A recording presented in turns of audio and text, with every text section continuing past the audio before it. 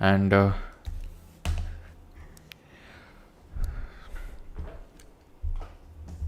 सब स्टैट्यूटरी हो सकती हैं, स्टैट्यूटरी हो सकती हैं और एग्जीक्यूटिव नेचर की हो सकती हैं, ठीक है।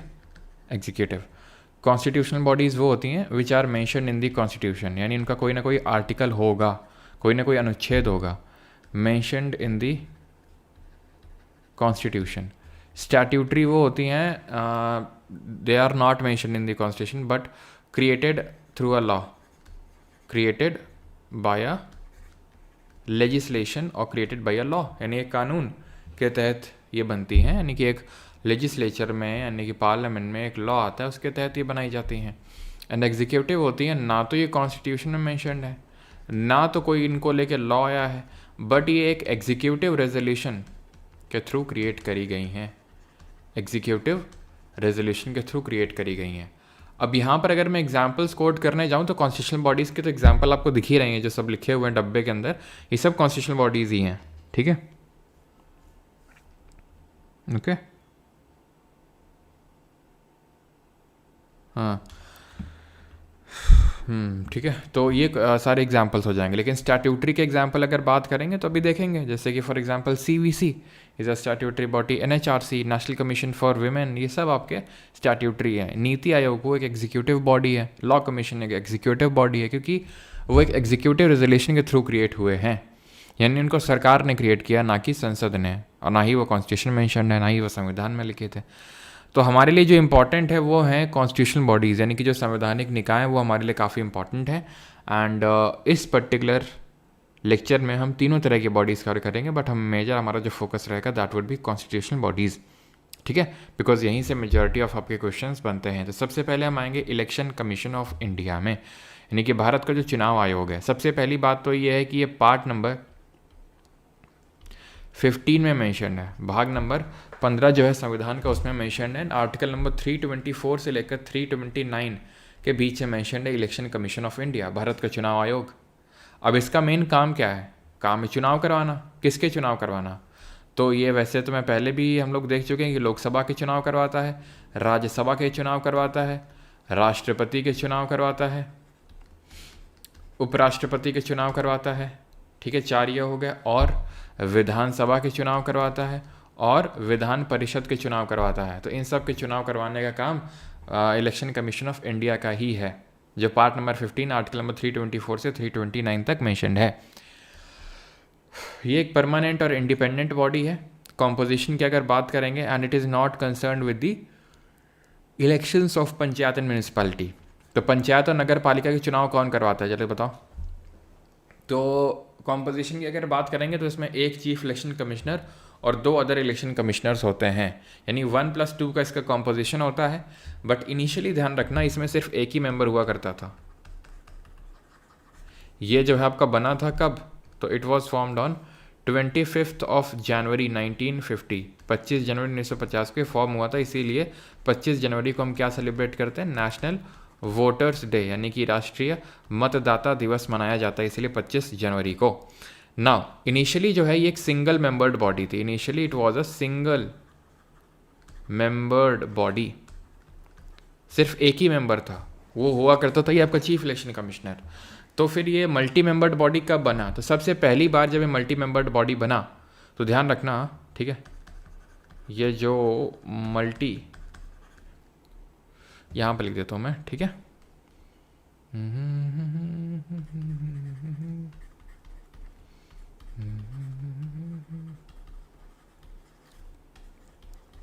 ठीक है। तो ये मल्टी मेंबर्ड बॉडी बना कब? 1989 में, 1989 में, फॉलोइंग द 61st अमेंडमेंट, यानी कि after the 61st constitutional amendment, 61वां जो संविधान संशोधन हुआ था 1988 में, उसके बाद, क्योंकि अभी से हुआ क्या था, ऐसा क्या हो गया था 61st अमेंडमेंट में कि इसको मल्टी मेंबर्ड बनाना पड़ा? तो 61st अमेंडमेंट से वोटिंग एज को डिक्रीज किया गया था। Voting age was reduced from 21 to 18, 21 से 18 साल करी गई थी वोटिंग की एज। तो इससे इलेक्टोरल जो कॉलेज है, यानी कि जो पीपल, नंबर ऑफ पीपल जो वोट करने वाले थे वो बढ़ गए थे, तो काम भी बढ़ गया, तो इस वजह से मल्टी मेंबर्ड बॉडी बना। ठीक है। पावर्स एंड फंक्शंस की अगर बात करेंगे तो एडमिनिस्ट्रेटिव पावर होता है, एडवाइजरी पावर होता है, क्वाज़ी जुडिशियल होता है। एडवाइजरी जरा आप बताएं किस चीज़ में एडवाइजरी रोल होता है इनका, जरा बताइए कमेंट में। अपॉइंट कौन करता है इनको? प्रेसिडेंट, इन तीनों को। सर्व कब करते हैं? प्लेजर ऑफ प्रेसिडेंट तक। प्लेजर ऑफ प्रेसिडेंट तक सर्व करते हैं, तो क्या प्रेसिडेंट जब चाहे तब हटा सकता है इनको? ध्यान रखो। अब इनके रिमूवल के बारे में थोड़ी डिस्कशन कर ही लेते हैं, क्योंकि रिमूवल थोड़ा सा क्रिटिकल है, थोड़ा इंपॉर्टेंट है, और काफ़ी लोग को मिसकंसेप्शन होती है। हाँ जी, मिसकंसेप्शन होती है इस चीज़ को लेके, जो आपको बताता हूँ। चीफ इलेक्शन कमिश्नर जो होता है उसका रिमूवल का प्रोसीजर अलग होता है, और इलेक्शन कमिश्नर का रिमूवल का प्रोसीजर अलग तरीके से होता है। जो चीफ इलेक्शन कमिश्नर होता है, इसका removal on the same grounds and on the same manner as a जज ऑफ सुप्रीम कोर्ट और हाई कोर्ट, बिकॉज दोनों का सेम ही होता है, इज रिमूव्ड। जिस तरह से सुप्रीम कोर्ट या हाई कोर्ट के जज का रिमूवल होता है, उसी तरह चीफ इलेक्शन कमिश्नर का भी रिमूवल होता है। And when we talk about the election commissioners, other election commissioners, क्योंकि 1+2 का कॉम्पोजिशन है, तो ये तो 1 हो गया 1, और ये 2 अदर इलेक्शन कमिश्नर्स हैं। ध्यान रखना, इसमें तो पूरा सुप्रीम कोर्ट और हाई कोर्ट के जज की तरह फॉलो होता है, और वो क्या होता है वो हम कल ही पढ़ें कि प्रेसिडेंट हटाता है और उसके लिए रिमूवल के रेजोल्यूशन आते हैं दोनों हाउसेज में, लोकसभा और राज्यसभा में, स्पेशल मेजोरिटी से पास करवाना होता है। लेकिन when it comes to election commissioners, जो 2 अदर इलेक्शन कमिश्नर्स होते हैं, they are removed by president. Chief election commissioner भी प्रेसिडेंट के द्वारा ही रिमूव होता है, इलेक्शन कमिश्नर को भी प्रेसिडेंट ही रिमूव करता है। लेकिन यहाँ पे पार्लियामेंट में कोई रेजोल्यूशन पास करवाने की जरूरत नहीं है। प्रेसिडेंट आफ्टर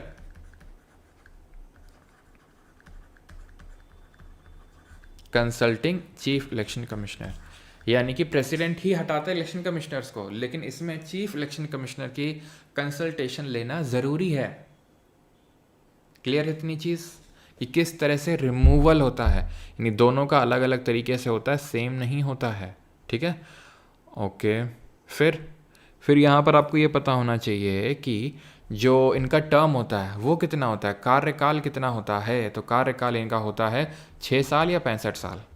कॉन्स्टिट्यूशन में लेकिन ये चीज़ नहीं लिखी हुई है, और कॉन्स्टिट्यूशन में ही अगर हम बात करेंगे, ठीक है, तो जो ओके ठीक है, हाँ, तो कॉन्स्टिट्यूशन में इनका क्वालिफिकेशन नहीं लिखा, और ना ही कॉन्स्टिट्यूशन में, मतलब ना तो इनका टर्म लिखा है, ना ही इनका क्वालिफिकेशन लिखा है। चीज़ आपको ध्यान में रखना। और ना ही कॉन्स्टिट्यूशन ने इनको डिबार किया है, किनको, रिटायरिंग इलेक्शन कमिश्नर्स को, from any further appointment by the government, यानी कि भारत सरकार या राज्य सरकार इनको अपॉइंटमेंट दे सकती है कि आइए आप रिटायर हो चुके हैं, आप इस ऑफिस को होल्ड करिए। जैसे कि हमारे सुप्रीम कोर्ट और हाई कोर्ट जजेस को डिबार होता है, कॉन्स्टिट्यूशन ने डिबार कर रखा है, इनको कॉन्स्टिट्यूशन ने डिबार नहीं कर रखा है।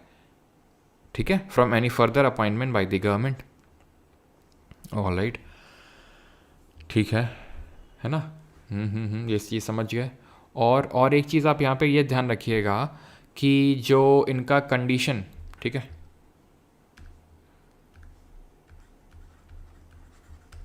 जो कंडीशन होता है, ठीक है, condition of service,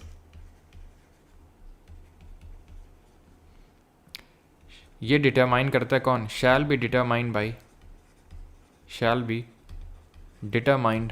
bye the president. ठीक, क्लियर?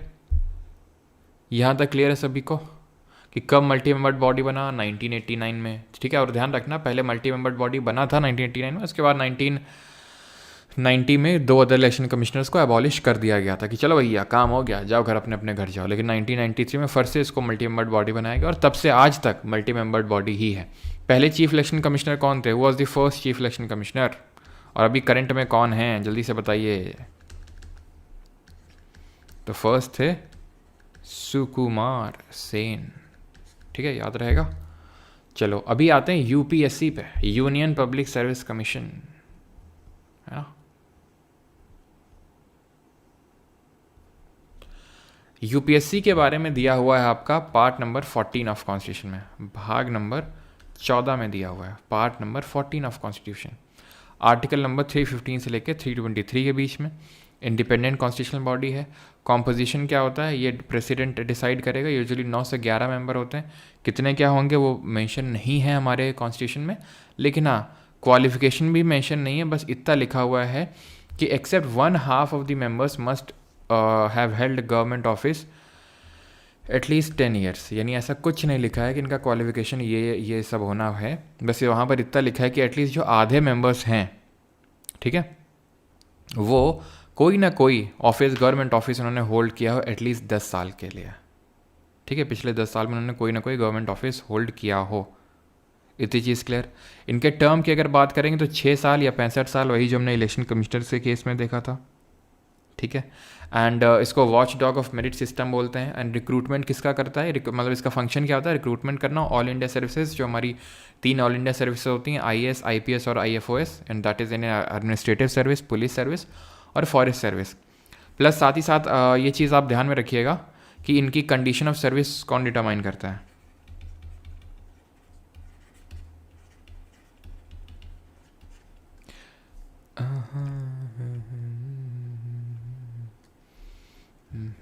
यहाँ पे मैं लिख देता हूँ, वहाँ पे क्यों नहीं लिखा भी बताता हूँ मैं आपको।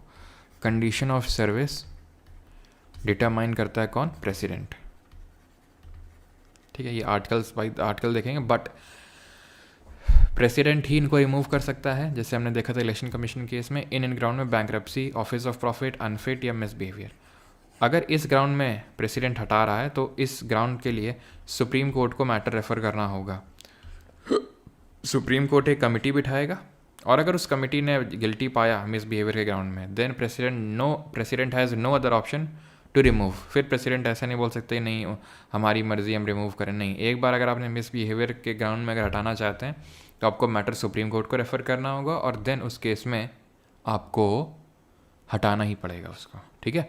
रिक्रूटमेंट की अगर बात करेंगे तो ऑल इंडिया सर्विस हो तो हम खैर देख ही चुके हैं। Article 350 public service commission for the union and states की बात करता है। दैट मीन्स कि ऐसा नहीं है कि UPSC पार्ट 4 में है, अब 14 में है और स्टेट PSC कहीं और पड़ा होगा, ठीक है। स्टेट PSC, UPSC सब इसी में है, क्लियर है, ठीक है। Appointment and term of office, तो टर्म मैंने आपको बता दिया और अपॉइंटमेंट कौन करता है, प्रेसिडेंट करता है, बट ये चीज़ आपको ध्यान रखना है, चलो वो तो अभी आगे देखेंगे। 317 रिमूवल एंड सस्पेंशन, ये भी देख लिया है। Power to make regulation as to condition of service of member, तो पावर किसके पास है कंडीशन ऑफ सर्विस डिटरमाइन करेगा, president. Prohibition as to the holding of office by members of the commission on ceasing to be such members, तो इसका मतलब ये होता है कि अगर कोई UPSC, ध्यान समझिएगा, इस तरह से होता है, जैसे फॉर एग्जांपल चेयरमैन होते हैं UPSC में और बहुत सारे मेंबर्स होते हैं UPSC में, होते हैं इस तरह से। तो ये मेंबर बनने के बाद, इनका मेंबर का टर्म पूरा हो गया, ये फिर से मेंबर नहीं बन सकते हैं, ये चेयरमैन बन सकते हैं। चेयरमैन फिर से चेयरमैन ये तो बन सकता है, या तो फिर अब इसके बाद जो है ना, अब वो कहीं कुछ नहीं कर सकता, कुछ भी नहीं कर सकता इसके बाद। जो स्टेट पब्लिक सर्विस कमीशन में मान लेते हैं, ये स्टेट पब्लिक सर्विस कमीशन किसी स्टेट का है, यहाँ चेयरमैन होगा और यहाँ बाकी के मेंबर्स होंगे, ठीक है, यहाँ बाकी के मेंबर होंगे। ये जो चेयरमैन है ये UPSC का मेंबर बन सकता है, ये UPSC का चेयरमैन बन सकता है, ठीक है। लेकिन अगर ये चाहे कि स्टेट PSC का मेंबर बन जाए तो नहीं बन सकता है। तो शायद आप समझ पा रहे होगे मैं बताना क्या चाह रहा हूँ।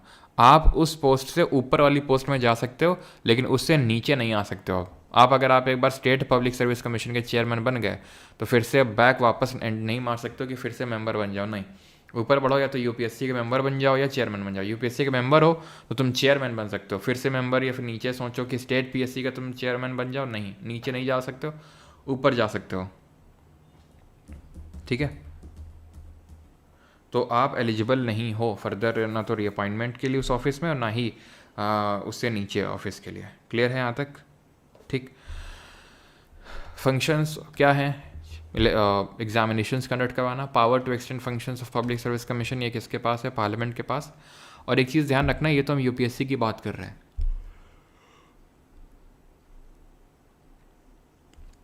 स्टेट पब्लिक सर्विस कमीशन भी इसी पार्ट में दिया हुआ और इसी आर्टिकल में दिया हुआ है, ये भी कॉन्स्टिट्यूशनल बॉडी है। बट इसमें क्या है कि अपॉइंटमेंट करता है गवर्नर। अपॉइंटमेंट कौन करता है, गवर्नर करता है। वहाँ कौन कर रहा था, प्रेसिडेंट कर रहा था। बस यही अंतर है कि गवर्नर यहाँ अपॉइंटमेंट करता है, रिमूवल सब कुछ प्रेसिडेंट करता है। यानी कि गवर्नर, एक सेकेंड, गवर्नर नहीं भाई, यहाँ पर प्रेसिडेंट होगा, ओके, यहाँ पर प्रेसिडेंट होगा, गवर्नर रिमूव नहीं कर सकता है। तो president can remove if bankrupt, office of profit hold कर रहा है, अनफिट है या मिसबिहेवियर। तो मिस बिहेवियर के ग्राउंड के केस में सुप्रीम कोर्ट को रेफर करना होगा, और अगर उसने बोला तो आपको हटाना होगा। आप शायद समझ पा रहे हैं कि पूरा रिमूवल का प्रोसीजर सेम है एज दैट ऑफ जो यूनियन पब्लिक सर्विस कमीशन है उससे। 6 ईयर 65 ईयर्स ऑफ एज, क्या चीज़, प्रेस एंड गवर्नर ऑलमोस्ट सारे अपॉइंटमेंट करते हैं। हाँ, वही मोस्टली वही करते हैं आपके अपॉइंटमेंट्स, या तो प्रेसिडेंट करेगा या गवर्नर करेगा, ठीक है, अपॉइंटिंग अथॉरिटी। इसीलिए मतलब वही है ना, थोड़ा तो उनको कुछ काम दिया ही जाएगा।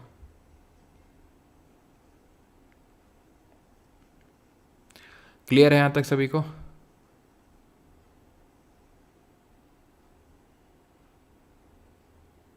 चलो आगे बढ़े यहाँ तक। तो कॉम्पोजिशन समझ लिया कि भाई नॉट मेंशन इन कॉन्स्टिट्यूशन, वही आधे मेंबर्स एटलीस्ट कोई उन्होंने ऑफिस होल्ड किया हो एटलीस्ट 10 साल तक। टर्म 6 साल 65 साल है, सॉरी 6 साल और 62 साल है। इस तरह से याद कर लो, जैसे 65 ईयर्स था सुप्रीम कोर्ट में, हाई कोर्ट में था 62 ईयर्स मैक्सिमम एज। वैसे यहाँ पर वहाँ पे टर्म नहीं था। I again repeat, supreme court high court के केस में ऐसा नहीं था 5 साल 6 साल 4 साल ना, बस मैक्सिमम एज था। सुप्रीम कोर्ट के केस में 65, 65 और हाई कोर्ट के केस में 62। बट यहाँ पर एज के साथ साथ टर्म भी है कि या तो 6 साल या 62, वहाँ 6 साल या 65 साल, ये था। Okay, alright. यहाँ पर एक चीज़ नोट करने वाली है, and that is joint public service commission. Constitution talks about the establishment of joint public service commission, लेकिन सिर्फ वो बोलता ही है जॉइंट पब्लिक सर्विस कमीशन के बारे में। एज सच उसका कॉम्पोजिशन एंड एवरीथिंग कुछ नहीं है, कुछ भी नहीं लिखा हुआ है कॉन्स्टिट्यूशन में। तो इसीलिए जॉइंट पब्लिक सर्विस कमीशन ये लिखा है कि दो स्टेट को अगर लगे कि उनका एक कॉमन होना चाहिए, तो क्या कर सकता है कौन, प्रेसिडेंट, जब चाहे तो दो स्टेट्स के लिए एक common public service commission establish कर सकता है।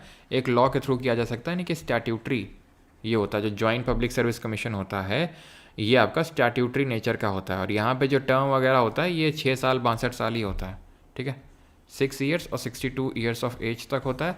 और यहाँ पर जो अपॉइंटमेंट वगैरह करेगा वो प्रेसिडेंट ही करेगा अपॉइंटमेंट, क्योंकि आप सोचिए 2 स्टेट के लिए कॉमन हो रहा है, सोचिए 2 स्टेट के अलग अलग गवर्नर होंगे तो फिर कैसे काम चलेगा। तो इसीलिए प्रेसिडेंट करता है। क्लियर है?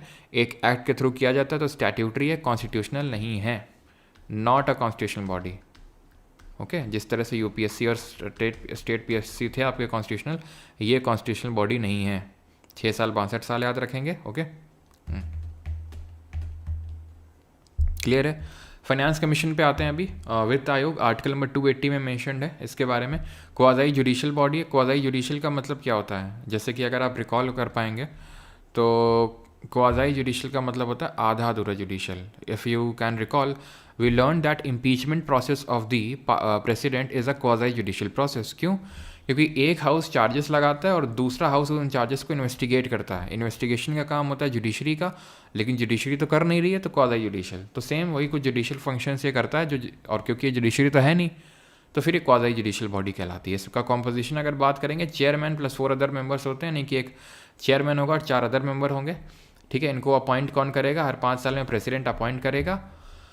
इनका क्वालिफिकेशन मेंशन्ड है कॉन्स्टिट्यूशन में, ध्यान रखिएगा। इनका क्वालिफिकेशन क्या है कि जो चेयरमैन है उसको नॉलेज होनी चाहिए किसमें, पब्लिक अफेयर्स में उसको नॉलेज होनी चाहिए। और जो 4 अदर मेंबर हैं उनमें से कुछ इस तरह से होना चाहिए, अ जज ऑफ हाई कोर्ट और qualified to be appointed as a high court जज, having special knowledge of finance and accounts of government, have experience in financial matter and administration, having special knowledge of economies. अभी कभी तक ये तो नहीं पूछा है अभी कभी यूपीएससी में, लेकिन ये पूछ चुका है, आई थिंक सीएपीएफ में पूछा 2019 में कि भाई चेयरमैन कैसा होना चाहिए, तो उसको नॉलेज होना चाहिए पब्लिक अफेयर्स में, ये चीज़ आपको पता होनी चाहिए, ठीक है। देन आर्टिकल नंबर 281 में इसके रिकमेंडेशंस के बारे में लिखा है, भाई रिकमेंडेशन किन किन मैटर में देता है। लेकिन पहली बात तो रिकमेंडेशंस किसको देता है, तो ये रिकमेंडेशंस अपनी प्रेसिडेंट को देता है, राष्ट्रपति को देता है। और किन किन मैटर्स में देता है, तो जैसे for example distribution of net proceeds of taxes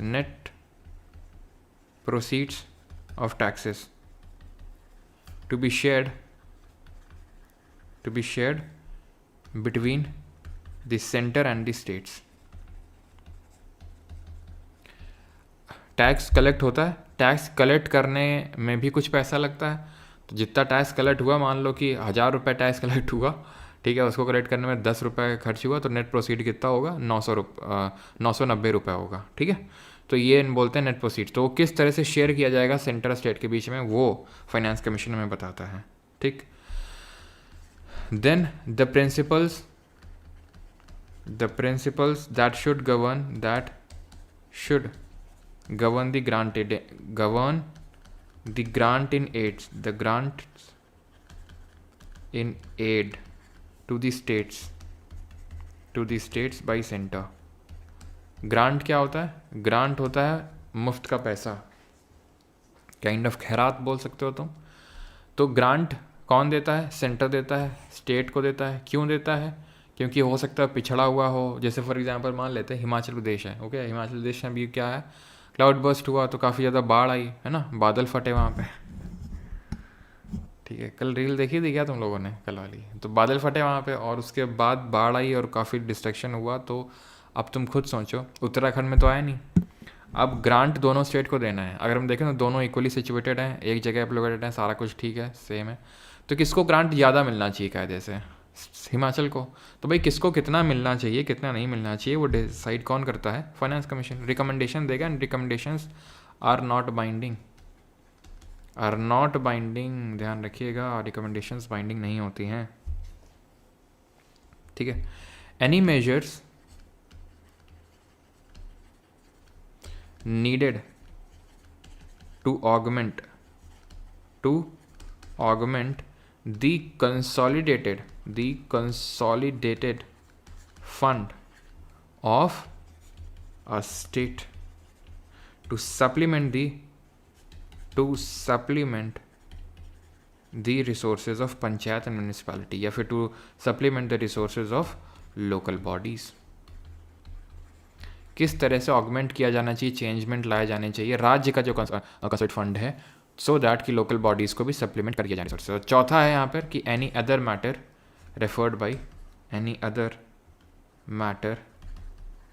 referred to it by president. समझ में आती चीज़? तो ये इसमें रिकमेंडेशन दे सकता है प्रेसिडेंट को। प्रेसिडेंट ये रिकमेंडेशन को टेबल करता है इन the parliament before both the houses of parliament. ठीक है, कौन रखेगा इसको? प्रेसिडेंट रखेगा।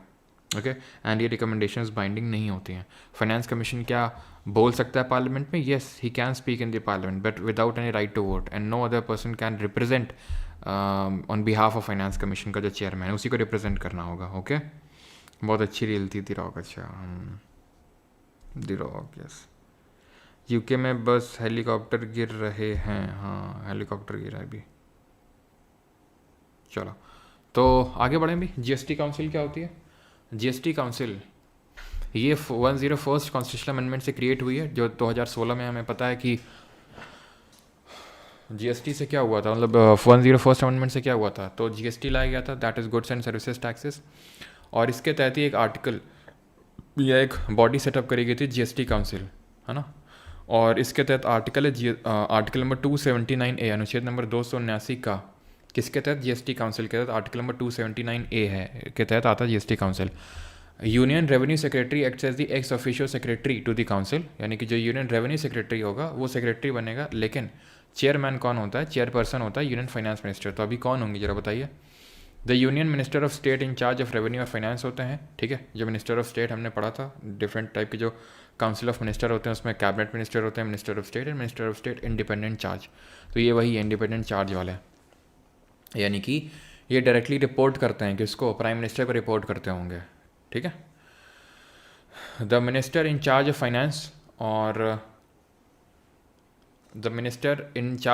फाइनेंस और टैक्सेशन और any other minister nominated by each state government. तो ये इतने लोग होते हैं, बाकी ध्यान रखना चेयरपर्सन कौन होता है बस।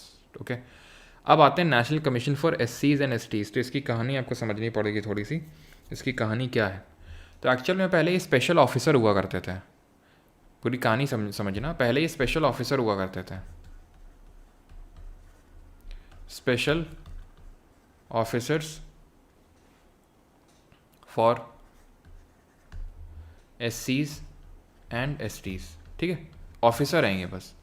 देन आता है 65th कॉन्स्टिट्यूशनल अमेंडमेंट, 65वां संविधान संशोधन आता है जो इनको ऑफिसर से कमीशन बना देता है।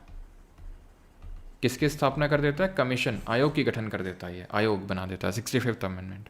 देन 89th अमेंडमेंट ऑफ 2003 क्या करता है, इन दोनों कमीशंस को जो एक ही साथ घुसे हुए हैं बाइफिकेट कर देता है। किस आर्टिकल में थे इनिशियली, आर्टिकल नंबर 338 में थे दोनों ऑफिसर्स, दोनों कमीशन। देन 89th अमेंडमेंट ने दोनों को बाइफिकेट किया, तो 338 दैट इज 338 में एससी वाला चला गया कमीशन, एंड 338A में एसटी वाला कमीशन आ गया आपका। ओके, आर्टिकल 338 में है आपका national commission for SC and national commission for ST article 338A में है। इट कंसिस्ट ऑफ कौन, एससी का चेयरमैन आपका, ये जो कमीशन है, chairperson, vice chairperson and 3 other members, जिनकी अपॉइंटमेंट कौन करेगा, प्रेसिडेंट ही करेगा। क्लियर, तो आर्टिकल 338 में आपका कमीशन फॉर एससी है एंड 338 में नेशनल कमीशन फॉर एसटी है। देन अगर हम बात करेंगे national commission for backward classes, तो ये ओरिजिनली आपका एक स्टैट्यूटरी बॉडी था, यानी कि इसको एक लॉ के थ्रू स्टैब्लिश किया गया था। ओके, लेकिन बाद में 102nd अमेंडमेंट किया गया 2018 में, और इसको भी कॉन्स्टिट्यूशनल रिकग्निशन दिया गया आर्टिकल 338B के तहत। अब इन कमीशन का काम क्या होता है, ऑब्वियस सी बात है कि जो एससी का कमीशन है वो किसके राइट्स को देखेगा, कि किसके राइट्स को सिक्योर करेगा, जो शेड्यूल कास्ट है उनके राइट्स को सिक्योर करेगा, एसटी वाला शेड्यूल जो ट्राइबल हमारे ग्रुप है उनके राइट्स को सिक्योर करेगा, बैकवर्ड क्लासेस वाला बैकवर्ड क्लासेस से करेगा। लेकिन ध्यान ये रखना है कि शेड्यूल कास्ट वाला शेड्यूल कास्ट के तो करता ही है, साथ ही साथ एंग्लो इंडियंस के राइट्स को भी कंजर्व या प्रिजर्व करने का काम करता है। एससी के साथ साथ एंग्लो इंडियन के लिए कोई अलग से कमीशन नहीं बना हुआ है, यही करता है। Okay,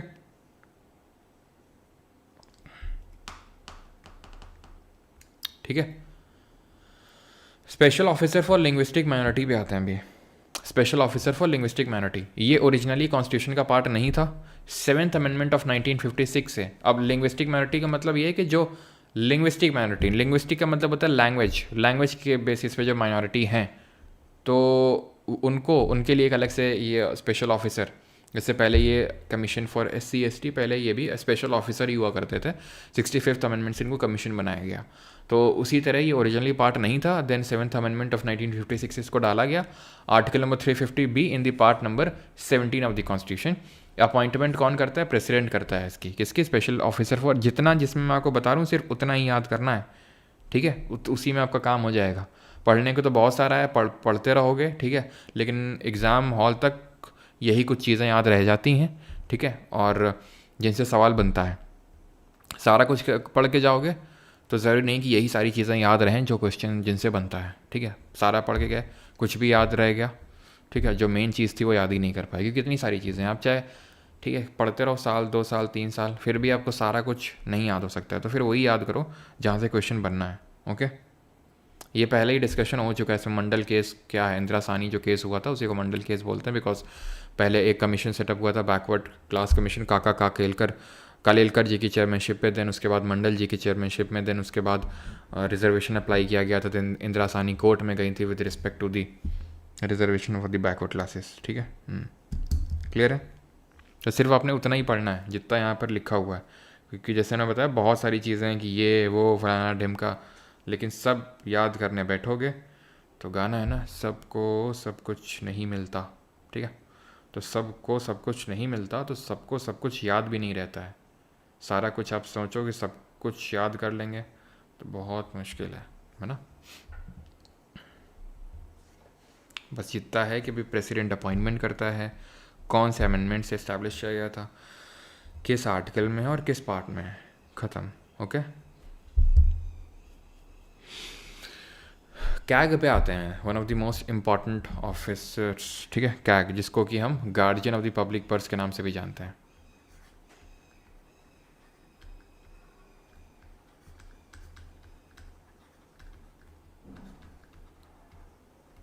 and is also known as the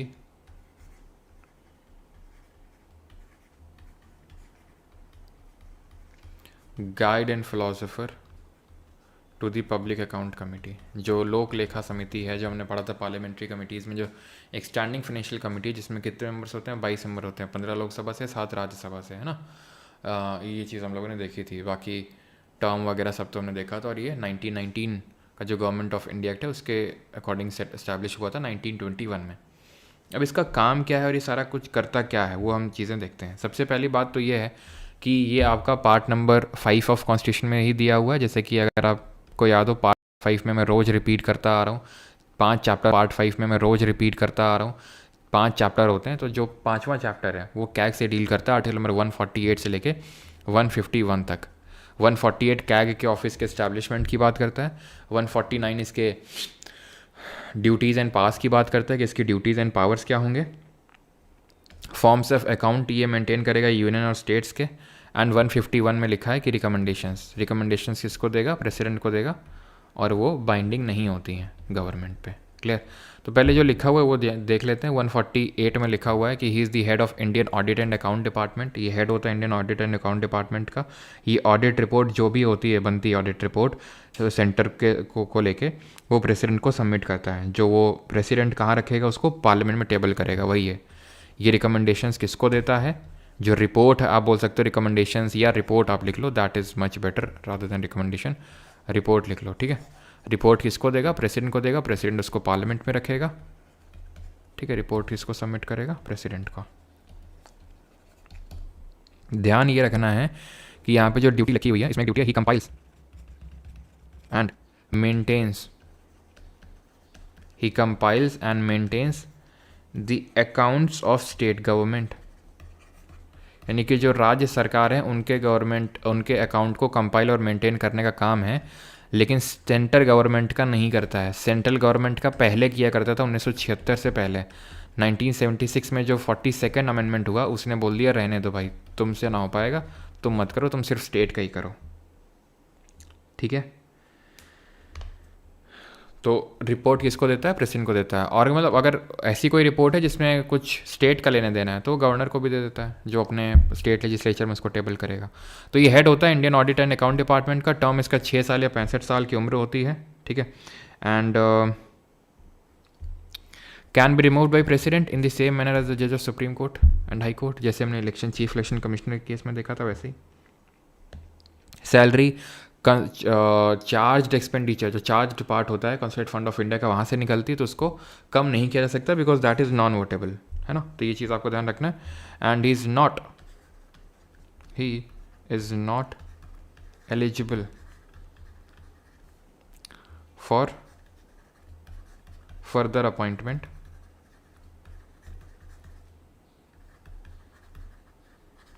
under centre और स्टेट गवर्नमेंट, चाहे वो सेंट्रल गवर्नमेंट हो चाहे स्टेट गवर्नमेंट हो, is not eligible for further appointment. यहाँ तक किसी कोई डाउट हो तो पूछो, नहीं अटॉर्नी जनरल देख चुके हैं पहले ही, ठीक है। अटॉर्नी जनरल आप यहाँ पे देख सकते हो, ये सब पहले ही देख चुके हैं।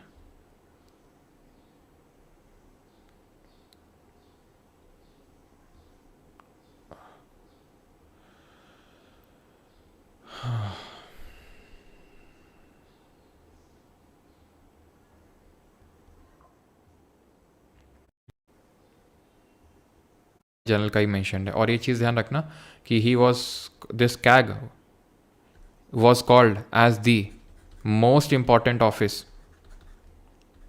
Most important office by whom, किसने सबसे मोस्ट इम्पॉर्टेंट ऑफिस बोला था अंडर द कॉन्स्टिट्यूशन, कैग को किसने बोला था, अंबेडकर जी ने बोला था। ध्यान रखिएगा कि ये सबसे इम्पॉर्टेंट ऑफिस होता है। करंट में कौन है भाई, किसी का आंसर आया नहीं, संजय मूर्ति हैं। अच्छा आ तो गया आंसर, ठीक है, संजय मूर्ति, ठीक है। चलो एजी पढ़ा चुका हूँ, फिर से नहीं मैं पढ़ाऊँगा अभी, ठीक है। क्लॉज बाय क्लॉज पढ़ाया था, आते हैं छिल जाती हैं पढ़ाने में, ठीक है, तो पढ़ा नहीं पाऊँगा, पहले ही सब देख चुके हैं। अभी आते हैं किस पे, अभी मोस्टली हमारी कॉन्स्टिट्यूशनल हो चुकी है, अभी स्टैट्यूटरी पे आते हैं, ओके।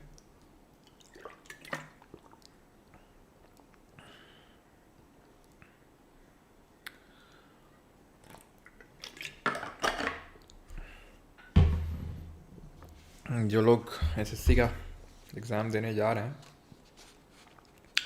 उनके लिए मैं काफ़ी एक अच्छी चीज़ पे काम कर रहा हूँ अभी, है ना। पता चलेगा आपको 4-5 दिनों में, ठीक है। तो उसी में अभी काफ़ी टाइम जा रहा है ना। तो चलिए आगे बढ़ते हैं। अभी अटॉर्नी जनरल, एडवोकेट जनरल हो गया सब। अब हम आ जाते हैं किस पे, स्टैट्यूटरी बॉडीज़ देख लें। हाँ जी,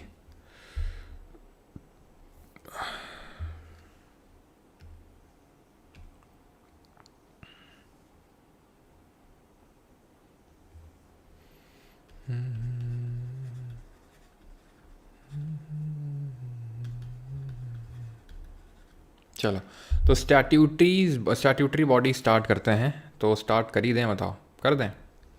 किससे स्टार्ट किया जाए? NHRC से करते हैं, ठीक है। National human rights commission, NHRC, national human rights commission.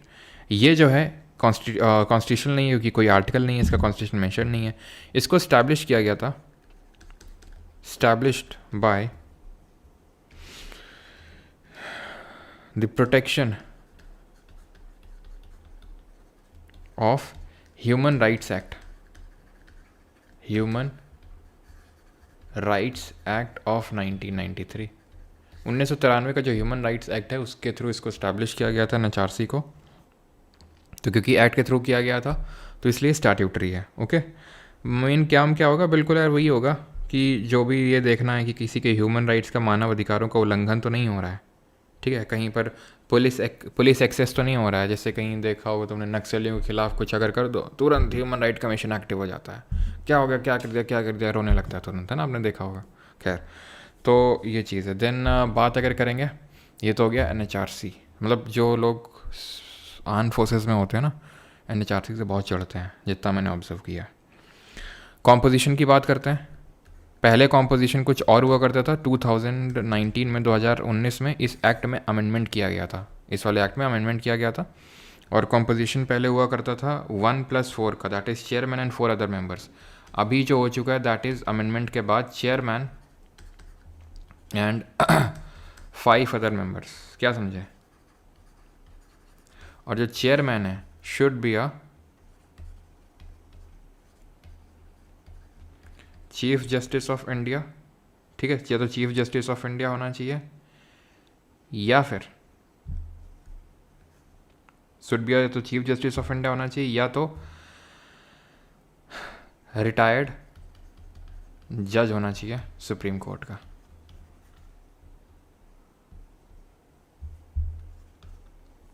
ठीक है, ये चीज़ आपको ध्यान में रखनी है।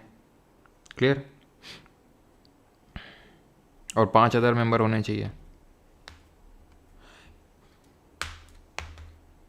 क्लियर? और इनके अलावा ये तो मतलब 5 जो अदर मेंबर हैं, ये फुल टाइम मेंबर की मैं बात कर रहा हूँ। कुछ यहाँ पर पार्ट टाइम मेंबर, यानी जिनको एक्स ऑफिशियो मेंबर भी बोलते हैं, ठीक है। कमीशन में कुछ एक्स ऑफिशियो मेंबर भी होते हैं। एक्स ऑफिशियो का मतलब ये होता है, एक्स ऑफिशियो कौन होते हैं? जो नेशनल कमीशन फॉर SC के जो चेयरमैन है, नेशनल कमीशन फॉर ST के जो चेयरमैन है, national commission for women minority, इनके जो चेयरमैन होते हैं वो एक्स ऑफिशियो मेंबर होते हैं इस कमीशन के। मतलब ये होता है कि अगर कोई चेयरमैन बनेगा उन कमीशन का तो वो अपने आप उनका मेंबर बन जाएगा। हेलो,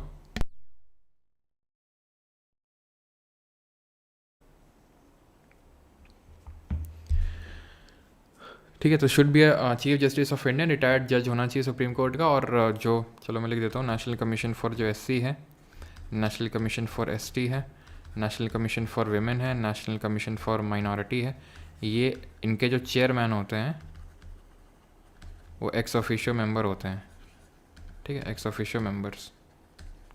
इनके टर्म की अगर बात करेंगे तो टर्म पहले अलग होता था, ठीक है, 5 साल या 70 साल हुआ करता था, लेकिन अभी 3 साल या 70 साल हो चुका है, 3 ईयर्स और 70 ईयर्स ऑफ एज, ठीक है। अगेन वही जो अमेंडमेंट हुआ है उसी से हुआ, तो हमें वही याद करना है जो अभी अभी चल रहा है, ठीक है। ये चीज़ हमें बस याद होनी चाहिए। और कुछ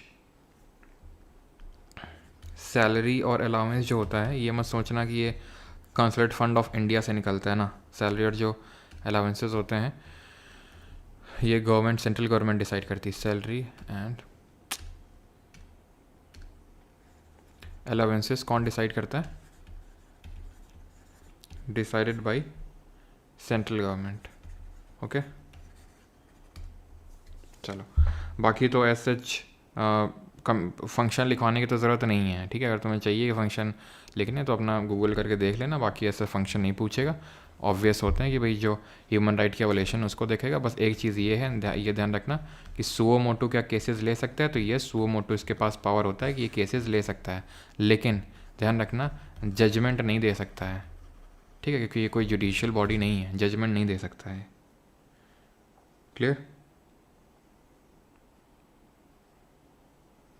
यानी it can not give the judgement और पास एनी ऑर्डर। आगे बढ़ें, अब किसको देख लें? अब बताओ किसको देख लिया जाए?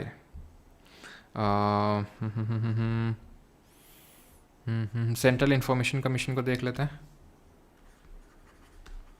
सेंट्रल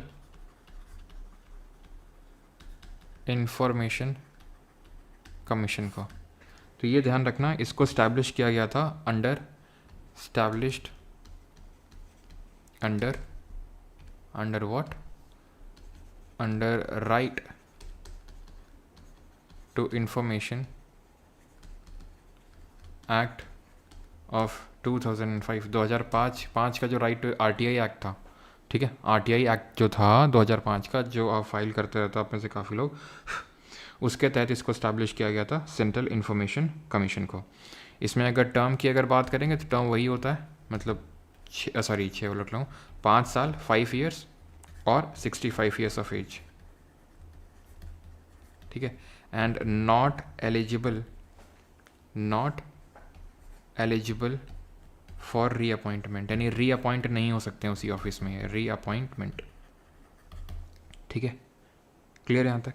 बाकी तो मेरे हिसाब से इसमें और कोई पढ़ने का तो बहुत सारी चीज़ें हैं कि भाई क्या क्वालिफिकेशन है, क्या डिस्क्वालिफिकेशन है, बहुत सारी चीज़ें हैं, ठीक है। रिमूवल कैसे होता है, तो रिमूवल इसका अपॉइंटमेंट जो करेगा वो प्रेसिडेंट करेगा, अपॉइंटमेंट एंड रिमूवल दोनों ही प्रेसिडेंट करता है, ठीक है। क्लियर है? तो रिमूवल वगैरह ज़्यादा पूछेगा नहीं, वैसे रिमूवल इसका उसी ग्राउंड में होता है जैसे जो प्रूव्ड मिसबिहेवियर और इनकैपेसिटी होता है, जो जजेस के होते हैं ना, सुप्रीम कोर्ट और हाई कोर्ट के, ठीक है, तो वो वैसा ही होता है। लेकिन यहाँ पे मुझे लगता नहीं है कि पूछेगा आपसे कि इनके रिमूवल का प्रोसीजर बताओ। इसमें यही पूछ सकता है एक्ट कौन सा है, टर्म कितना है, ओके, एंड क्या एलिजिबल है रीअपॉइंटमेंट और उसके लिए कि नहीं, और रिमूव और इनको अपॉइंट कौन करता है, ठीक है। वही सेम है कि अगर रिमूव किया जा सकता है अगर ठीक है, अगर डिस्क्वालीफाइड है तो, जैसे कि इंसॉल्वेंट है तो, ठीक है। अगर मान लो कि कोई क्या बोल सकते हैं, इंसॉल्वेंट है या फिर कुछ ऐसा पेड प्रॉफिट में इन्वॉल्व है किसी से, लेकिन अगर प्रूव्ड मिसबिहेवियर और इनकैपेसिटी का मसला होगा ना, अगर वो ग्राउंड होगा, तो जैसे हमने यूपीएससी के केस में देखा था, इस मैटर को रेफ़र करना होगा किसको, सुप्रीम कोर्ट को, और जो डिसीजन वो देगा उसको मानना पड़ेगा, सुप्रीम कोर्ट जो भी डिसीजन देगा, ठीक है। तो ये हो गया आपका central information commission, central information commission. Then आते हैं सीवीसी पे। सीवीसी और सीबीआई में काफ़ी कन्फ्यूजन रहता है, तो सबसे पहले हम देखेंगे central vigilance commission, central vigilance commission को देखते हैं। तो सबसे पहली बात तो यहाँ पे ये ध्यान रखनी, जो सीवीसी है स्टैट्यूटरी बॉडी तो है ही है, कब स्टैब्लिश हुई थी, स्टैब्लिश्ड इन 1964, 1964 में एग्जीक्यूटिव रेजोल्यूशन के थ्रू स्टैब्लिश हुई थी। दैट मीन्स कि जब इस्टेब्लिश हुई थी तो it was not a statutory body, initially statutory body नहीं थी यह। देन और इसको स्टैब्लिश किया गया था अंडर द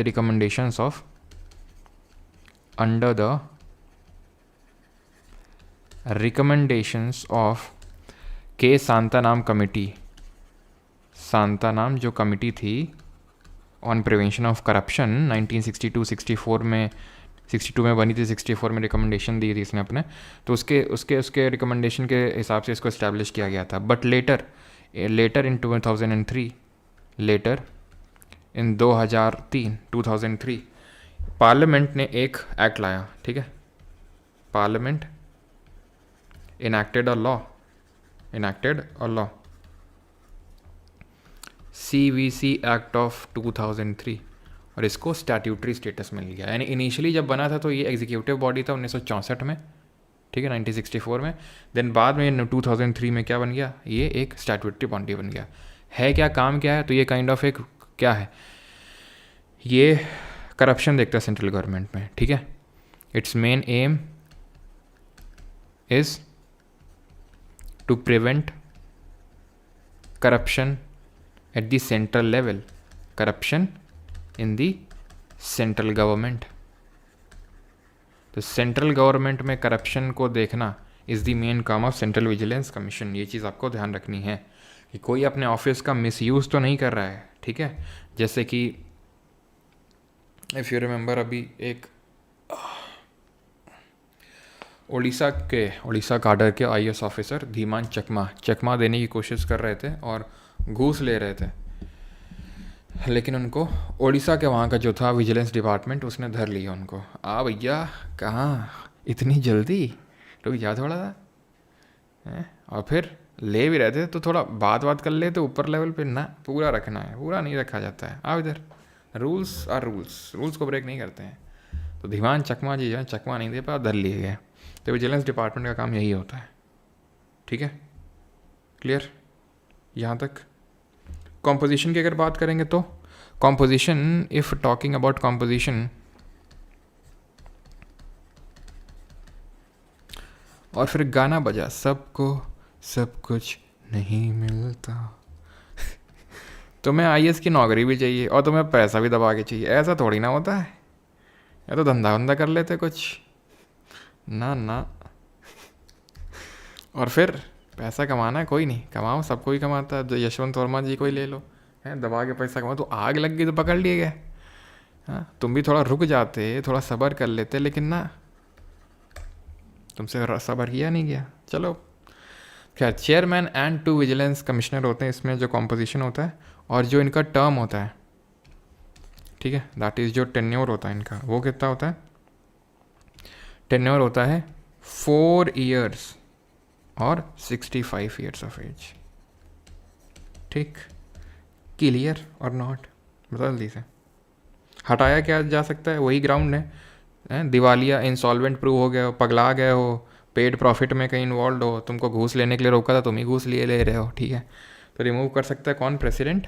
और अगेन अगर प्रूव्ड मिसबिहेवियर या फिर इनकैपेसिटी के ग्राउंड में अगर हटाया जाएगा तो फिर उस केस में मैटर सुप्रीम कोर्ट को रेफ़र करना होगा, वो जो फाइनल जजमेंट देगा वही मानना होगा देन प्रेसिडेंट को। ओके, चलो भाई, सीवीसी भी हो गया। अब सीवीसी का एक छोटा भाई है जिसको बोलते हैं CBI, that is central bureau of investigation. Central bureau of investigation, that is CBI. अब सीबीआई जो है ना, ये सीवीसी की तरह initially statutory body, sorry executive resolution के थ्रू स्टैब्लिश हुआ था 1963 में, 1963 में। और ये आज भी एग्जीक्यूटिव बॉडी ही है, ठीक है। यानी कि ये 1964 बना एग्जीक्यूटिव रेजोल्यूशन से, ठीक है। ये तो 2003 में स्टैट्यूटरी बन गया, लेकिन ये आज तक नहीं बन पाया, ठीक है। यानी आज भी ये एग्जीक्यूटिव बॉडी है ये। और ये किस मिनिस्ट्री के अंदर आता है? इनिशियली तो ये मिनिस्ट्री ऑफ होम अफेयर्स के अंडर था, लेकिन अभी करंट में मिनिस्ट्री ऑफ जॉब का, ये क्या बोलते हैं उसको, मिनिस्ट्री ऑफ पर्सनल, उसके तहत आता है। पहले मोहा में था, मिनिस्ट्री ऑफ होम अफेयर्स, लेकिन अभी करंट में इस मिनिस्ट्री के तहत है। And it derives its powers, it derives it's, बर्फ़ तो नहीं खानी भैया किसी को, बताओ, ऑर्डर दे दें आगे जाके। Delhi special police establishment act of 1946, ये एक्ट से अपनी पावर को डिराइव करता है। इस एक्ट से इस्टेब्लिश नहीं हुआ है, अगर हुआ होता है इस Delhi special police establishment act से तो उसको हम स्टैट्यूटरी बोलते हैं, लेकिन पावर डिराइव करता है, ठीक है। काम क्या है इसका? काम क्या है इसका? तो काम इसका एक तो करप्शन रोकना, सर यही काम तो सीवीसी का भी था, हाँ था, ठीक है। बट ये सीवीसी वगैरह को असिस्ट करता है, सीवीसी को असिस्ट करेगा, सीवीसी को असिस्ट करेगा, लोकपाल को करेगा, रामपाल को करेगा, जो जो आएगा सबको असिस्ट करेगा, ठीक है। तो करप्शन में करता है। प्लस आपने देखा होगा हम मांग करते हैं कि सीबीआई जांच होनी चाहिए इस चीज़ पे, है ना। हम मांग करते हैं कि सोनम रघुवंशी की वाले केस में जो है जांच होनी चाहिए सीबीआई के द्वारा, कि सोनम रघुवंशी ने क्या क्या किया, ये हम जानना चाहते हैं। हम नहीं जानना चाहते, ये जो है नेशन जानना चाहता है, नेशन वांट्स टू नो। हम थोड़ी, हमें तो कोई फ़र्क ही नहीं पड़ता है, हमें क्या फ़र्क पड़ता है। लेकिन वो जो जनता है, नेशन, वो बैठी पड़ी है, भरी पड़ी आतुर बैठी एकदम। वो हमसे रोज़ पूछती है, ए अर्नब भैया आज जब रिपब्लिक टीवी में जाना तो ज़रा जरूर पूछना, हमारा सवाल है, ठीक है। तो हम नहीं पूछ रहे हैं, जनता पूछ रही है, ठीक है। तो ये चीज़ है। तो करप्शन देखना, ठीक है, करप्शन वगैरह, एंड करप्शन के अलावा बाकी भी मैटर्स देखता है, ठीक है, सीबीआई। ओके, चलो। तो अरे शिट,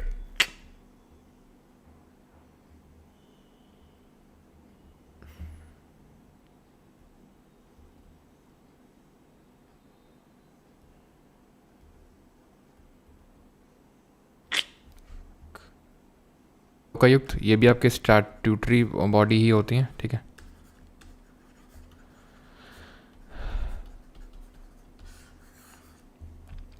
ये होते हैं क्या, ये are kind of ombudsman system जो चलता था स्वीडन में, सबसे पहले ये सिस्टम डिराइव हुआ था ओम्बड्समैन का। ओम्बड्समैन का मतलब होता है एक ऐसा ऑफिसर रहेगा जो कि एकदम टॉप अथॉरिटी तक को भी चेक करेगा कि ये भी कहीं करप्शन वगैरह में तो इन्वॉल्व नहीं है।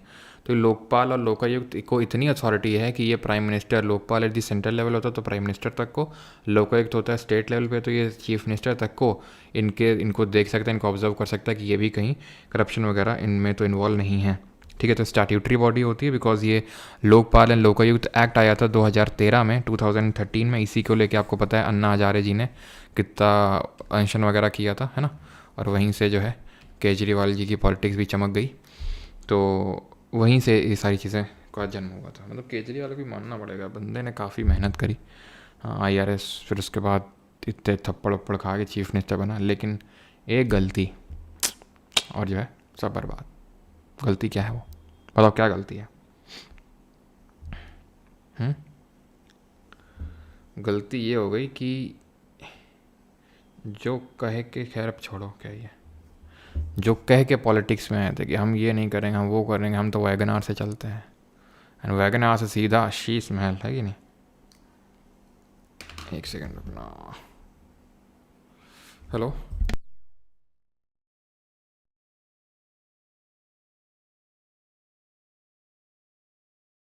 लोकपाल एंड लोकायुक्त एक्ट से ये बना, एंड मतलब एक्ट ऑफ 2013 से, तो ये स्टैट्यूटरी बॉडी है। अब यहाँ पे ध्यान रखना होता क्या इसका कॉम्पोजिशन, जैसे लोकपाल का कॉम्पोजिशन आपसे पूछेगा तो लोकपाल का कॉम्पोजिशन, लोकायुक्त का तो शायद ही पूछेगा। तो कॉम्पोजिशन होता है इसका, चेयरपर्सन होता है प्लस मैक्सिमम 8 अदर मेंबर्स, ठीक है। तो चेयरपर्सन की अगर बात करेंगे तो चेयरपर्सन कौन होता है, ही इज़ इधर a retired chief justice of India या फिर सुप्रीम कोर्ट का जज रिटायर होना चाहिए। और मैक्सिमम जो 8 अदर मेंबर्स होंगे, इसमें से जो आधे होंगे दैट इज़ 50% ऑफ दीज, यानी आधे जुडिशियल मेंबर होने चाहिए, नहीं जुडिशरी से आएंगे ये, ठीक है। एंड जो बाकी के 50% हैं ये SC ST OBC, ठीक है, विमेन, माइनॉरिटी, ये जो कमीशन है, ठीक है, यहाँ से जो उनके चेयरमैन हैं वो आएंगे, ठीक है, 50%। देन मैं सॉरी चेयरमैन बोल रहा हूँ, ये जो SC ST OBC women minority ये हैं, यहाँ से मतलब होने चाहिए 50% मेंबर्स, या तो SC कम्युनिटी से, ST कम्युनिटी से, OBC विमेन या फिर माइनॉरिटी। पहले कौन बने थे, पहले Lokpal, first who was the first Lokpal, the first Lokpal was Pinaki Chandra Ghosh. और अभी करंट में कौन है, who is the current Lokpal, तो करंट में है अजय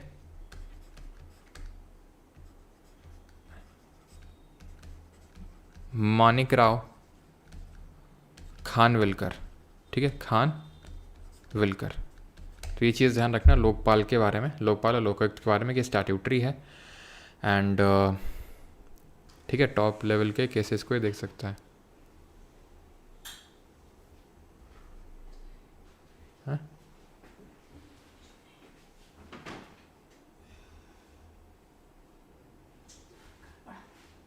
बैठ,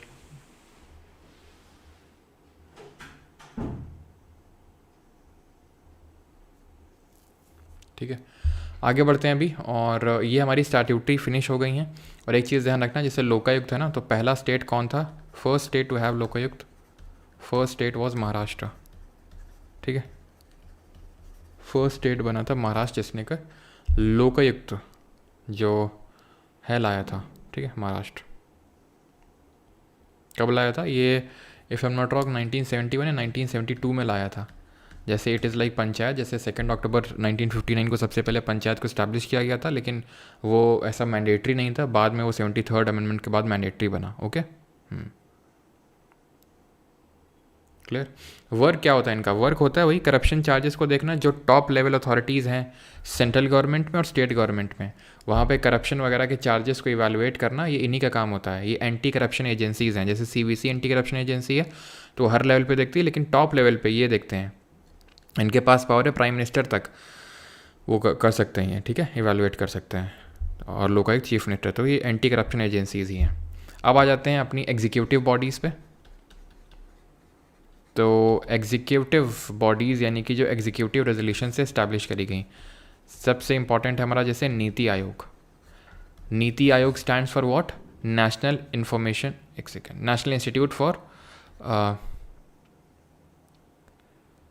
क्या, national institute for transforming India, right, ठीक है, नीति आयोग का फुल फॉर्म है। अब नीति आयोग का कॉम्पोजिशन हमें इंपॉर्टेंट है, बाकी तो एज सच रिपोर्ट वगैरह तो आप करंट में देख ही सकते हो, ठीक है, दैट इज़ जो नीति आयोग है उसकी, लेकिन यहाँ पर कॉम्पोजिशन इंपॉर्टेंट है, ओके।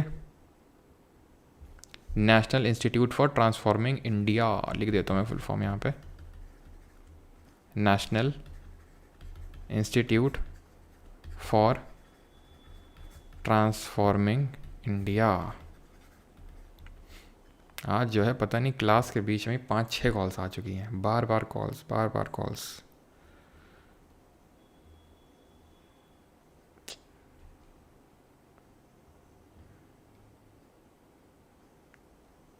खैर, तो इसके कॉम्पोजिशन को हमें समझना है कि जो नीति आयोग है इसका कॉम्पोजिशन क्या होता है। सबसे पहली बात तो ये है कि it replace the planning commission, it replaced the planning commission. Planning commission इसकी जगह पहले हुआ करता था, जो 5 ईयर प्लान बनाता था, ठीक है, योजना आयोग। मोदी सरकार जब 2014 में आई तो उसने इसको हटाया, इसको रिमूव किया, और इसकी जगह 1 जनवरी 2015 को, 1 जनवरी 2015 को इसको इस्टेब्लिश किया, नीति आयोग को, national institute for transforming India को इसको इस्टेब्लिश किया। और इसके कॉम्पोजिशन के बारे में हमें जानना है। सबसे पहली बात तो इसमें एक चेयरपर्सन होगा जो कोई और नहीं होगा बल्कि प्राइम मिनिस्टर ही होता है। जैसे कि प्लानिंग कमीशन का भी चेयरमैन होता था प्राइम मिनिस्टर, तो उसी तरह यहाँ का भी जो चेयरपर्सन होता है वो कोई और नहीं बल्कि प्राइम मिनिस्टर होता है। देन यहाँ पर एक होगी गवर्निंग काउंसिल, ठीक है, एक होगी यहाँ पर गवर्निंग काउंसिल। इस गवर्निंग काउंसिल में कौन कौन होता है ये बहुत बार आपके एग्जाम में पूछ चुका है, ध्यान रखना। इसमें chief minister of all states, सारे राज्यों के मुख्यमंत्री होंगे, ठीक है। जिस भी यूटीज़ में लेजिस्लेटिव असेंबली है जहाँ पर चीफ मिनिस्टर है वहाँ के भी चीफ मिनिस्टर्स होंगे, ठीक है। जो भी यूटी में लेजिस्लेचर है, लेजिस्लेटिव असेंबली, जैसे दिल्ली हो गया, पुडुचेरी हो गया, जम्मू एंड कश्मीर हो गया, तो वहाँ के रहेंगे, ठीक है। प्लस जो बाकी लेफ्टिनेंट गवर्नर, जिन स्टेट में एलए नहीं है तो वहाँ के लेफ्टिनेंट गवर्नर रहेंगे, ठीक है, ये चीज़ क्लियर। तो ये लोग रहते हैं गवर्निंग काउंसिल के मेंबर्स। देन इसके अलावा क्या होता है आपका, एक रीजनल काउंसिल भी होती है,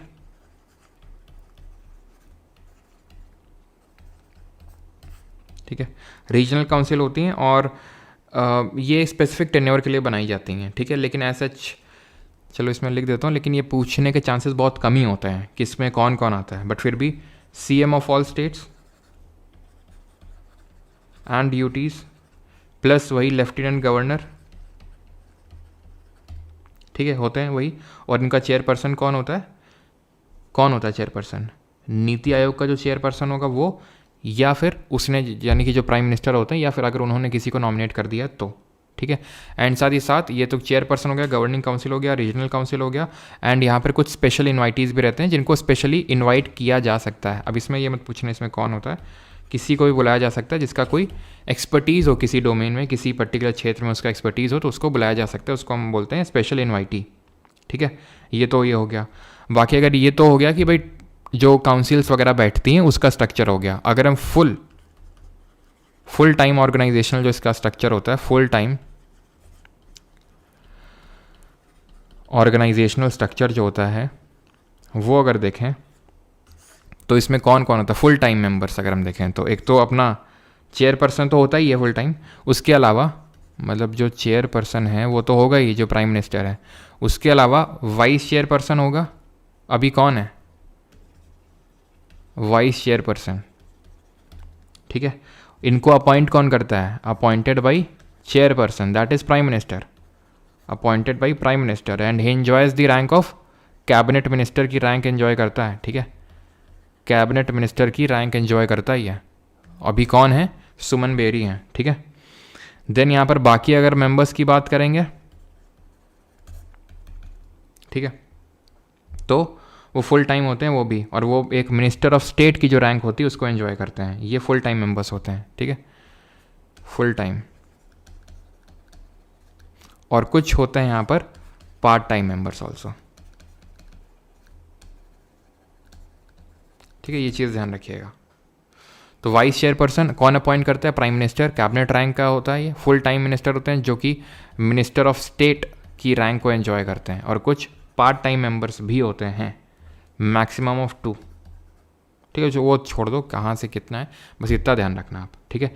ये ध्यान रखना आप, सबसे इंपॉर्टेंट है गवर्निंग काउंसिल का मेंबर कौन कौन होता है, वाइस चेयरपर्सन को कौन अपॉइंट करता है और किस रैंक को एंजॉय करता है। ये ध्यान ये रखना है कि जो नीति आयोग है, ठीक है, नीति आयोग रिपोर्ट वगैरह पब्लिश करता है, जैसे कि सस्टेनेबल डेवलपमेंट की एक गोल की रिपोर्ट पब्लिश करता है, plus national multi dimensional poverty index publish करता है, रिपोर्ट पब्लिश करता है, रिकमेंडेटरी बॉडी है, लेकिन it can not act as a tribunal, act as a tribunal के तौर पे एक्ट नहीं कर सकती है। Meaning it can not pass any judgement और ऑर्डर, पास एनी जजमेंट और ऑर्डर, यानी कि जुडिशल बॉडी की तरह एक्ट नहीं कर सकती है। बस आप रिपोर्ट दो, आप रिकमेंडेशन दो, बस इतना ही आपका काम है, इसके अलावा आपको और कुछ नहीं करना है। क्लियर यहाँ तक सभी को? एक और एग्जीक्यूटिव बॉडी है एंड उसको भी देख लेते हैं। यहाँ पे मैं लिख देता हूँ लॉ कमीशन, ठीक है। ये सबके स्क्रीनशॉट ले लेना और मुझे वो भेज देना, ठीक है, सो दैट मैं शेयर कर दूँ आपके पेड जो टेलीग्राम ग्रुप होता है वहाँ पे। तो लॉ कमीशन की अगर बात करेंगे, ये भी आपकी एग्जीक्यूटिव बॉडी ही होती है नीति आयोग की तरह। जो फर्स्ट लॉ कमीशन बना था, जो फर्स्ट लॉ कमीशन बना था, ये 1955 में बना था, ठीक है। और इसके चेयरपर्सन कौन थे? चेयरपर्सन थे MC सेतलवाद, ठीक, फर्स्ट चेयरपर्सन। लेकिन अगर ये तो हो गया पोस्ट इंडिपेंडेंस, लेकिन अगर वैसे पूछेगा, क्योंकि आपको पता होना चाहिए चार्टर एक्ट, अच्छा ये तो भी हम लोगों ने एक्ट पढ़ा नहीं है, जो चार्टर एक्ट आया था 1833 का, it provided for the establishment of a law commission. और उस लॉ कमीशन के जो पहले चेयरमैन थे, ठीक है, जो 1834 के टाइम बना था, वो थे थॉमस बैबिंगटन मैकुले, थॉमस बैबिंगटन मैकुले। ये थे आपके जो पहला लॉ कमीशन बना था, एकदम पहला, ठीक है, वो। क्लियर? और कुछ यहाँ से बन सकता है अभी?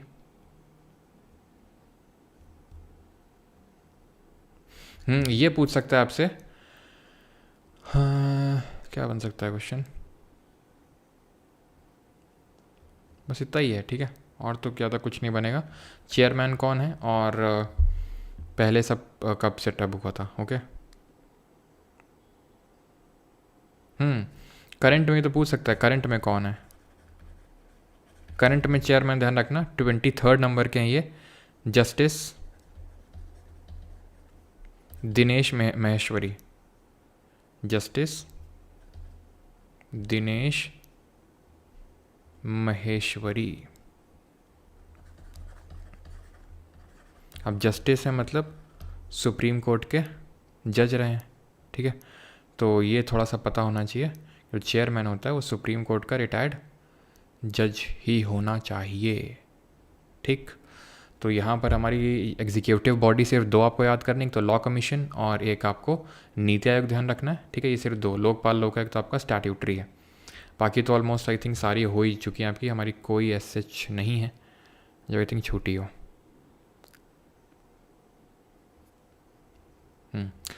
किसी का कोई डाउट?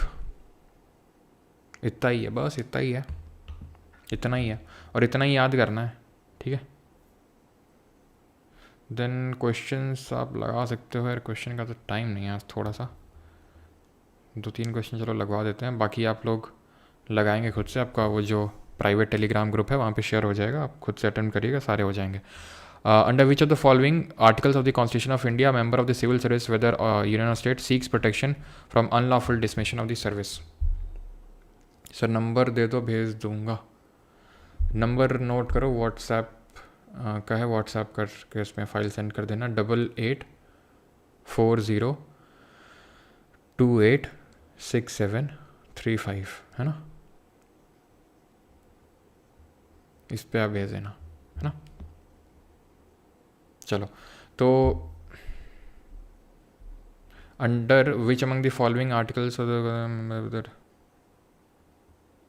अगर अनलॉफुल किसी का डिसमिशल हो गया है सर्विसेज से तो आर्टिकल नंबर 311 होता है, ठीक है, 311। इलेक्टोरल रोल इज और are correct, there is one general electoral roll for any every territory. एक जनरल, एक सेकंड रुको अभी, चलो कर दो, यही पहले करो। There is one general electoral roll for every territorial constituency, no person is eligible for inclusion in the electoral roll on ground of religion, race, caste or any of them not inclusion, ineligible for inclusion। ये तो बिल्कुल सही होगा आपका, ठीक है। किसी को सिर्फ इसलिए डिस्क्वालीफाइड नहीं किया सकता कि किसी वो इस पर्टिकुलर धर्म वगैरह से बिलोंग करता है। A citizen of India not less than 18 years can cast his or her vote unless disqualified, not less than, ठीक है, हाँ सही, ये भी सही है। 21st amendment, sorry 61st amendment जो हुआ था उससे 21 से 18 डिक्रीज़ किया गया था, ये भी सही है आपका, 1 2 3, okay. With regard to election commission is not correct, कौन सा सही नहीं है? Election commission, it conducts election to the office of vice president of India. Election commissioner can be remove from his office without the recommendation of the chief election commissioner. Election commissioners are appointed by the president of India. Governor of state is constitutionally bound to provide support staff to the election commission if required. पहला सही है, किसके चुनाव करवाता है? Lok Sabha, Rajya Sabha, LA, LC, president, vice president. ये गलत होगा क्योंकि हमने पढ़ा था चीफ इलेक्शन कमिश्नर का रिमूवल प्रोसीजर तो बिल्कुल सेम होता है, तो सुप्रीम कोर्ट की जज की तरह प्रेसिडेंट हटाता है और वो पूरा रेजोल्यूशन पार्लियामेंट से पास होता है। लेकिन जो अदर इलेक्शन कमिश्नर्स हैं उसको प्रेसिडेंट नहीं हटा सकता है चीफ इलेक्शन कमिश्नर के रिकमेंडेशन के बिना। जब वो रिकमेंड करेगा कि इसको हटा दो तब प्रेसिडेंट देखेगा और तब हटा सकता है। वो भी ज़रूरी नहीं कि चीफ इलेक्शन कमिश्नर ने बोल दिया तो हटाना ही पड़ेगा ऐसा कुछ, लेकिन हाँ उसके बिना रिकमेंडेशन के हटा नहीं सकता है प्रेसिडेंट, ये चीज़ है वहाँ पे, ओके। ये वाला क्वेश्चन, एक सेकेंड, ये वाला क्वेश्चन करो, 67 और 61 करो जल्दी से। 67, हाँ, ज्योति चौधरी, उदय शर्मा, भदौरिया साहब, अच्छा भदौरिया साहब, भदावर। चलो तो ये वाला करो, about the finance commission is not correct. It is a constitutionally mandated body set up under Article 280 of the Constitution of India. The 14th Finance Commission was set up in 2017 against the backdrop of the introduction of GST. Its core responsibility is to evaluate the state of finances of the union and the state government. And the first Finance Commission was set up in 1951. तो ये सही है, ये भी सही है, okay. 14th finance commission 2017 में नहीं 2013 में होगा, 2013 में, 2013 की बात है।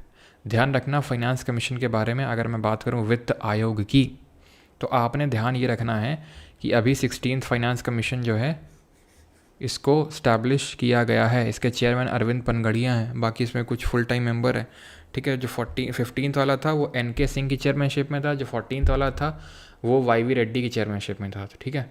तो ये 2013 में स्टैब्लिश हुआ था, ठीक है, तो ये गलत हो जाएगा आपका। फिर the following is not the power of the national commission for scheduled caste. का पावर क्या नहीं है? To investigate all matters to safeguard the scheduled caste, to inquire into specific complaint with respect to deprivation of rights of the scheduled caste, to prepare reports pertaining to the welfare of the scheduled caste, to initiate a judicial inquiry related to the matter of the scheduled caste. Tell me fast. बताओ जल्दी से। Hello sir, Ghanta Chakra of polity is good honour, Ghanta Chakra, अच्छा घटना चक्र पूछ रहा होगा, पता नहीं यार मैंने देखी है कि नहीं है, तो यही होगा, ठीक है, क्योंकि जुडिशियल इंक्वायरी नहीं कर सकता है वो, जुडिशियल बॉडी नहीं है, ठीक है, तो ये चीज़ है। बाकी आखिरी क्वेश्चन कर लो और घर जाओ अपने अपने, ठीक है। Not among the functions of the election commission of India, क्या फंक्शन नहीं है इसमें? To conduct election to the parliament and state legislature, बिल्कुल सही है। To supervise, direct and control the preparation of electoral roll in the state. To conduct elections of the offices of the president and vice president, सही है। To conduct election to the local bodies like municipality, नगर पालिका के गड्ढे कौन भरवाएगा? State के election commission, ना कि इलेक्शन कमीशन ऑफ इंडिया। ठीक है, तो कुछ क्वेश्चन तो यार 3 ही बाकी हैं, आप करी से चलो करवा ही देते हैं, नहीं तो यार वही बोल लोगे ले सर आखिरी तक आए करवाया नहीं। Article 324 of the constitution of India provide for the establishment which the following institution. 324 किसके एस्टैब्लिशमेंट की बात करता है? एनएचआरसी। ये तो कॉन्स्टिट्यूशनल ही नहीं है, ये तो स्टैट्यूटरी है। किस एक्ट से बना था, कब आया था, किस साल आया था? सेंट्रल विजिलेंस कमीशन, ये इनिशियली 1963 में बना था एग्जीक्यूटिव रेजोल्यूशन से, देन 2003 में स्टैट्यूटरी बन गया, ये भी कॉन्स्टिट्यूशनल नहीं है। सेंट्रल इन्फॉर्मेशन कमीशनर, ये तो है, और किस अमेंडमेंट से बना था? एस्टैब्लिश हुआ था 7th अमेंडमेंट से। ठीक है, सॉरी, ठीक है, RTI act of 2005। Okay, special officer for linguistic minority आ गया दिमाग में जब मैं पढ़ता था ना, पता नहीं तभी मेरे को सीआईसी और ये लिंग्विस्टिक ऑफिसर पे क्यों कंफ्यूजन आता है, मुझे आज भी समझ नहीं आता क्यों कंफ्यूजन आता है। ठीक है, इलेक्शन कमीशन ऑफ इंडिया। ठीक है, which the following statement related to the state election commissioner is all are correct? कौन सा सही है? द स्टेट इलेक्शन, हाँ अब आया करो तो जाता हूँ, आखिरी क्वेश्चन है, स्टेट इलेक्शन कमिश्नर के बारे में कौन सा सही है? Is appointed by the election commission of India. ओहो, election commission of India appoint करेगा, अपॉइंटिंग अथॉरिटी हो गई, तुमको इतनी पावर कब से आ गई इलेक्शन कमीशन कि तुम अपॉइंट करने लगे? हाँ, पहला स्टेटमेंट गलत है। क्यों गलत है? क्योंकि भाई इनकी अपॉइंटमेंट कौन करेगा? गवर्नर करेगा। ध्यान सुनना जो बोल रहा हूँ अभी, गवर्नर करेगा। रिमूवल ध्यान रखियो, प्रेसिडेंट ही करता है। जिस तरह से जो हमारे इलेक्शन कमीशन ऑफ इंडिया लोग रिमूवल होता है, प्रेसिडेंट रिमूव करेगा इनको। ठीक है, जिस तरह से जज ऑफ हाई कोर्ट का रिमूवल होता है, लिखा वही उसी की बात है। State election commissioner can be removed only in the same manner. ठीक है, गवर्नर अपॉइंट करेगा लेकिन रिमूव प्रेसिडेंट करेगा इन द सेम मैनर। जैसे स्टेट पब्लिक सर्विस कमीशन के चेयरमैन की अपॉइंटमेंट गवर्नर कराता है, लेकिन उसका रिमूवल कौन कराता है? प्रेसिडेंट। वही सेम चीज स्टेट इलेक्शन कमीशन में भी आपको ध्यान में रखनी है। तो फाइनली क्वेश्चन भी हो गया खत्म, ये क्वेश्चन बाकी है, चलो ऐसे भी कर लो, लगे हाथ, नहीं तो समाज यही नाम रखेगा कि लो आखिरी तक आया और एक क्वेश्चन छोड़ के चले गए। चलो भाई, और इंडिया काफी अच्छा परफॉर्म कर रही, 5 विकेट ले लिए जब मैंने देखा था। फॉलो ऑन करवा दी क्या? एज पर कुछ ज़्यादा मोटा हो गया, थोड़ा सा बदला करते हैं। एज पर कुछ ज़्यादा बदला हो गया अभी। ठीक है, विच of the following is all correct? कौन सा सही है इसमें? The CAG is appointed by the president of India remains office during the pleasure of president. अच्छा जी, प्लेजर ऑफ प्रेसिडेंट रहता है, करेक्ट पूछा, ध्यान रखना इसमें। ठीक है, करेक्ट। दूसरा, administrative expenses of the office of the CAG are charged upon the contingency fund. अच्छा नहीं, अच्छा contingency fund of India. The reports of CAG relating to the accounts of the union states are submitted to the president of India.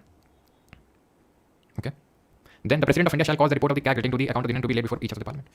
Report of the CAG relating to the account of union will be given to president and state will be submitted to consolidated, not की contingency।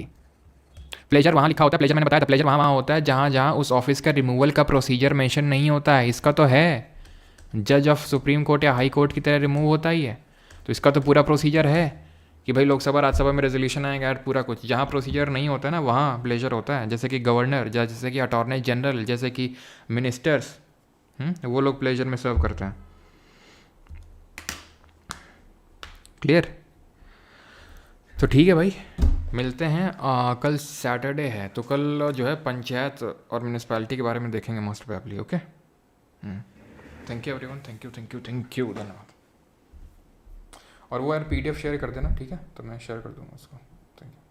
और जिसको batch लेना हो यार, थोड़ा batch खरीदो यार, पैसा वैसा नहीं आ रहा है मतलब बैच अगर किसी को लेना, कोई ज़बरदस्ती नहीं है, ठीक है, काम चल रहा है तो यहीं से काम चलाओ।